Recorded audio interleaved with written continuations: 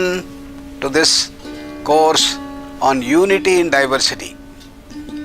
Unity in Diversity forms the basis of our entire Indian culture. In the four streams of yoga that we have been discussing, Jnana Yoga, Raj Yoga, Bhakti Yoga and Karma Yoga, there is unity. All these paths lead to the same goal. What is that goal? Returning home, I call. It is a state from where the whole creation has come. It is our original state from where all of us have been created. It is the original from where this whole universe has been created. And that is a state of infinite bliss, Ananda, infinite knowledge, Jnana, infinite power and infinite freedom. That's called Moksha. Patanjali called it as Kaivalya. Probably Buddha called it as Nirvana. Bhagavad Gita calls Brahma Nirvana. Scientists may call it as pure consciousness. Or you may call it as absolute. Or call it as reality. Different words can be used. But that is a state which is beyond space, time, causation. Freedom from what? Freedom from all our tensions and stresses. Freedom from all our bondages. What bondages we have? Bondage of the mind. From the time we get up in the morning till we sleep, we go on thinking and thinking and thinking. If you tell your mind, keep quiet, it won't hear us. Bondage of the mind. Bondage of the emotions. We are tossed up and down in various types of emotions. Kama, Krodha, Lobha, Moha, Mada, Matsarya, anger, greed, jealousy, hatred, infatuation, and the good qualities also. That bondage of the emotions. Then we have the bondage of the intelligence. Our knowledge is so small. We have so much of ignorance, avidya, ajnana, the wrong notions, perverted knowledge, and all this form the bondages. And the bondage of the body. You have to take food, you have to take drinks, and have to maintain the body. And we are bound by the gravitation. Can you overcome all these bondages? And yoga says yes. Even the bondage of the body, that this body can be made very, very big or very, very, very small. They are called as the Anima, Mahima, like supernatural powers. Hanuman was a demonstration of that, which many of you have heard. And you can go up anti-gravity. You can overcome the bondage of gravity. And people can live without food, without drinks for ages. And our great masters, yoga and spiritual saints have been able to demonstrate such things. And therefore, that is the goal, the supreme goal of human life. And how does it happen? How can we do this? We all have that power, but it has not manifested itself. Because the sun is there, dark clouds, the sunshine is not coming down. Similarly here, we have layers and layers of dark clouds. We call it as the Panchakoshas. Annamaya, Pranamaya, Manomaya, Vijnana, Anandamaya Koshas. And these are like dark clouds which do not allow our infinite power, knowledge, freedom and bliss into our lives. The way out is purification. We have to purify all the koshas, all the layers, and then the sunshine is going to come. So we are not going to create something new. It is all there, but we have to only manifest. So Swami Vivekananda said the goal of life is to manifest that divinity. Purify the intellect through Gnana Yoga.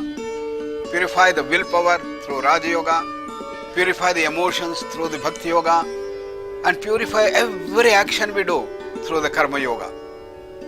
And such purification will allow us to manifest the divinity which is already existing. Therefore, there is unity in diversity of all these paths. That is to reach that absolute. Not only in the goal, but every stage of our practices, we have this type of commonness, unity.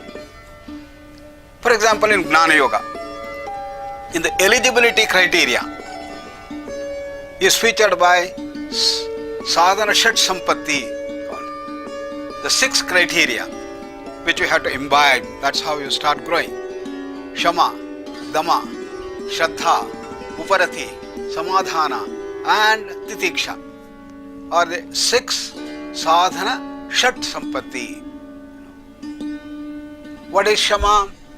Control over the inner senses. What is Dama? Control over the external senses. What is Shraddha? Faith.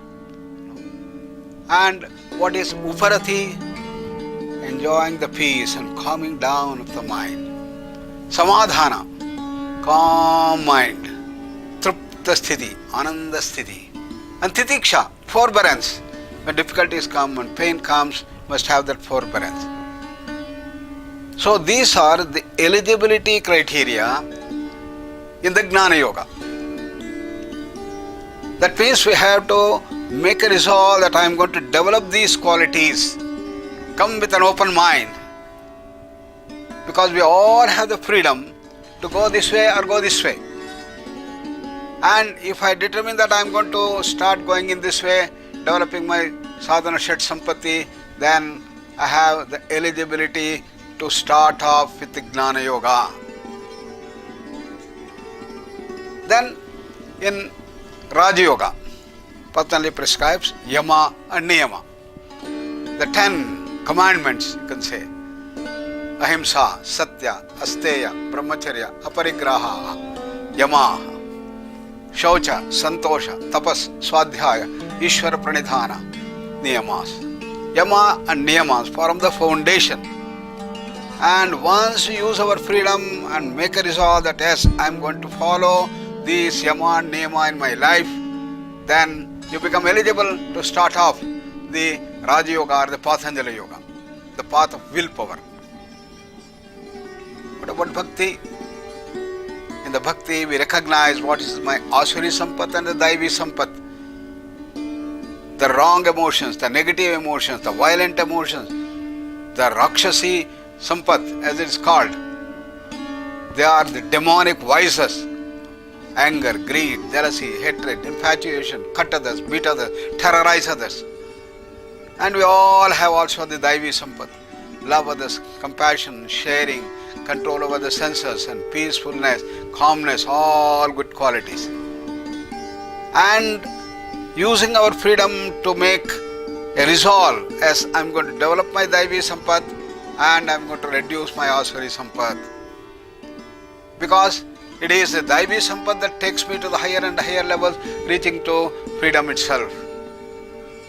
Therefore, I make a resolve. Then you become eligible to go into the path of Bhakti, the science of emotion culture. In the Karma Yoga, the path of action, how to convert every action into yoga, the eligibility criteria for that is to recognize the 3 gunas with which we are made. Tamas, Rajas and Sattva. Tamas is the grossest, Rajas is in between and Sattva is the best among the 3 gunas. So I make a resolve, I am going to shatter my Tamas and control my Rajas and develop my sattva. Once I use my freedom, make a resolve to change myself, to move towards more and more sattva, then you are eligible to start off the journey of karma yoga. Therefore, you can see, even in the eligibility criteria to start off Jnana Yoga, Raja Yoga, Bhakti Yoga, Karma Yoga, there is some sort of a unity, commonness among all these things. Then comes the sadhana. And there are similarities in the sadhana. And these similarities of the sadhana makes us move towards better human beings, great human beings. How? Develop all the good qualities, and the good qualities of the Daivi Sampat, the good qualities of the Sattva, the good qualities of Sadhana Shat Sampati, which we talked about, Uparati, Titiksha, Samadhana, and these qualities should start coming. And day by day, our enemies, the 6 enemies we have, they should all start coming down. Anudinam tanutvam yati arishadvargani. What are the criteria for the growth? What are the criteria that you are in the right path of practice? Vasishtha, in Yoga Vasishtha tells, it is day by day, our anger, greed, jealousy, hatred, infatuation, arrogance will all start coming down, becoming smaller and softer, and goes on reducing. Then you are on the path.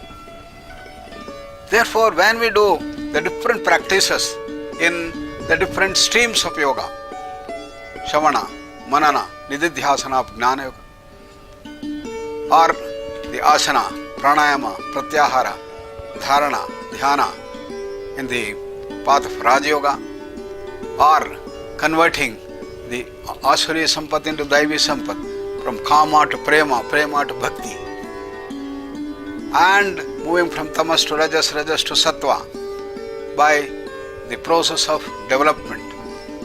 Then you are on the path of practice. You see the commonness of the practice.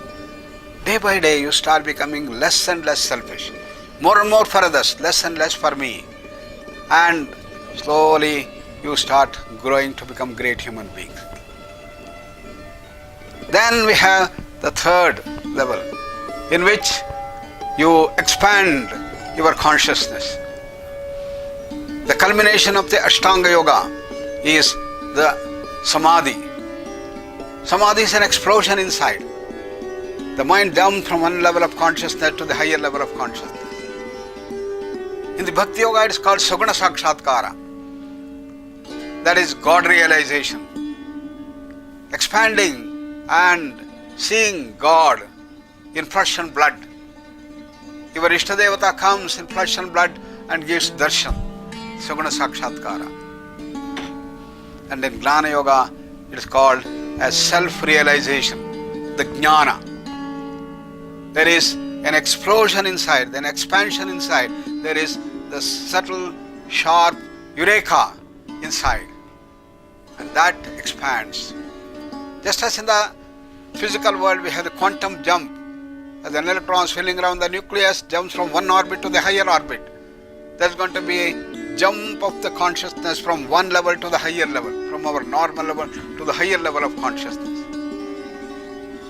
Through the inner purifications in the sadhana, reducing our arishadvargas, developing the positive virtues, then you go into the higher realm of consciousness. You can see the similarities in all the 4 paths. And then we have the advanced yoga. In advanced yoga, you start fathoming the laws of the higher levels of consciousness. The laws of Pranamaya Kosha, Manomaya Kosha, Vijnanamaya Kosha, Anandamaya Kosha. And not only you start transforming yourself to get these higher dimensions of powers, bliss, knowledge and freedom. Not only you understand the laws that govern these higher levels of consciousness, but you start imbibing these things. They are called supernatural powers. They are called the siddhis. And that is gaining freedom from our bondages. and you start fathoming higher and higher laws in which you have the complete knowledge base of the higher realms of consciousness. And ultimately, you reach that moksha itself, that infinite knowledge, infinite power, infinite freedom, infinite. And this is the whole journey, and you can see commonness in all these four paths of yoga. Therefore, Swami Vivekananda said, do it by work or worship, philosophy or psychic control, by any one of them, or two of them, or three of them, or all of these. And what is the goal? And be free. Reach highest level of freedom. If you don't understand this unity in diversity, then you will be confused. You think that this is the highest and all others are not useful to me. But once you start understanding this, then you have a harmonious blend of all the dimensions, and you can develop a total personality that at the willpower level, at the emotional level, at the intellectual level, and also in action level, it will all start showing up, and the qualities start coming up. More and more mastery over the mind, mastery over the emotions, mastery over the intellect, and mastery over action. And you reach the higher and higher levels of mastery. Ultimately, you reach that absolute mastery, pure consciousness, the reality, the kaivalya, the moksha, the nirvana, Brahma nirvana, and that is our original state. And that's our real home. And therefore, I say that the goal of all these four streams is to return home. So let us continue this journey with a total understanding and choose any one of the paths or all these paths and see that we grow day by day. Thank you all.